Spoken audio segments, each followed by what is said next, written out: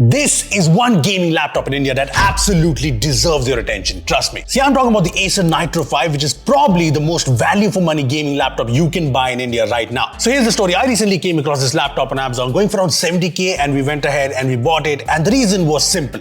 The specs this brings for the price is...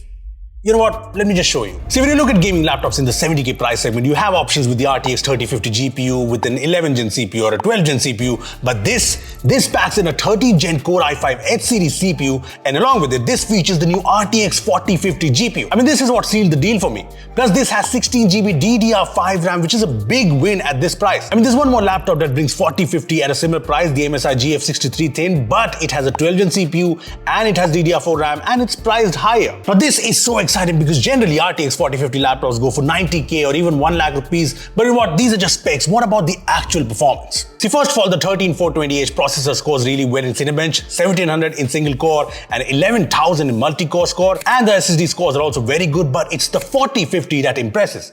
In the 3D Mark Time Spy test, it scores over 7,000.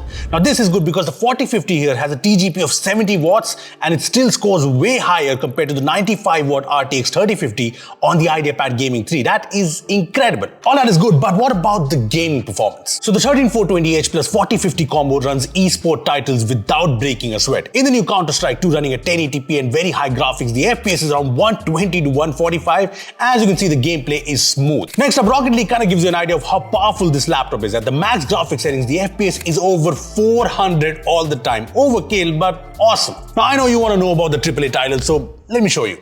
So this is Cyberpunk at ultra graphics, ray tracing turned on, DLSS AI frame generation turned on, and the FPS is around 40 to 55, which is really good considering how intensive Cyberpunk is. If you remember, the RTX 3050 offers the same FPS in Cyberpunk, but in a mix of high and medium settings. Now, the DLSS AI frame generation feature really shows in Forza Horizon. At high graphics, the game runs at 130, 140 FPS without frame generation. The FPS boosts to 170 plus. I know, this is awesome.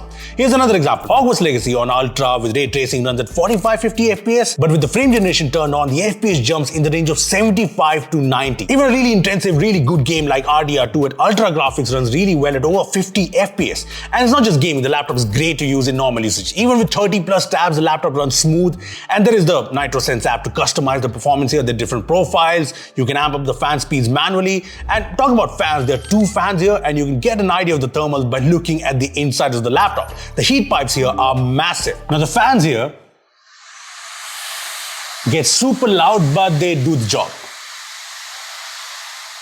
I mean, while gaming, the dual fans reach almost 8,000 RPM, which is crazy, but the temperature control is really good. Both CPU and GPU don't cross 70 degrees, which is mind-blowing if you think about it. This is also good in terms of upgradability. There is an additional SSD slot as well as an extra RAM slot. So this clearly brings killer performance in games, but there are areas where this could have been better. I'm talking about the display.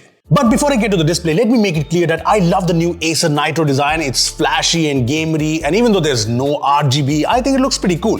Now, there is some minor flex on the keyboard and the display as well, but it's fine if you ask me. Anyway, I like that the lid opens up with one finger, and when you open the lid, the bottom is raised for better airflow. And as for the weight and thickness, this is a proper gaming laptop, and it shows in the 2.1 kg weight and the 23.5 mm thickness. Now, I was talking about this display, right? Well, this is a 15.6-inch IPS display with the FHD resolution and the 144 Hz refresh rate, 3 milliseconds of response time, so it's good for gaming. The fast refresh rate shows when playing FPS games, and the response time is great too. Where I feel the display could have been better is the colors. It's not bad for gaming or viewing content, but it's not the best either. I mean, you check the color accuracy and it has like 68% sRGB coverage, 49% DCI-P3 coverage, which is average. The brightness is also okay-ish at 250 nits. Look, I know that gaming laptops don't always have the absolute best display, but yeah, this could have been better. As for the speakers, they are bottom firing and they are average sounding. Again, something expected from a gaming laptop. The webcam is also 720p, but it's decent enough, and there are features like auto framing, which works, background blur, which is kind of self-explanatory, and there's eye contact, which is kind of helpful in my case. The keyboard is also decent. The keys have good feedback, so typing or playing games is a good experience. There is some flex though, like I mentioned, but it's not a big deal breaker. There's also a backlit keyboard with 2 stages of backlight. The touchpad is fairly big with a smooth surface, and it's responsive to use. The port selection is good too. There's Ethernet HDMI 2.1, which is good because it can do 4K 60Hz. There are two fast USB-A ports, with one of them supporting power off charging, and there's a Thunderbolt 4 USB-C port. On the right, you get the Kensington lock slot, a fast USB-A port, and the audio jack. When it comes to the battery, this has a 4-cell 57-watt battery with the 135-watt adapter.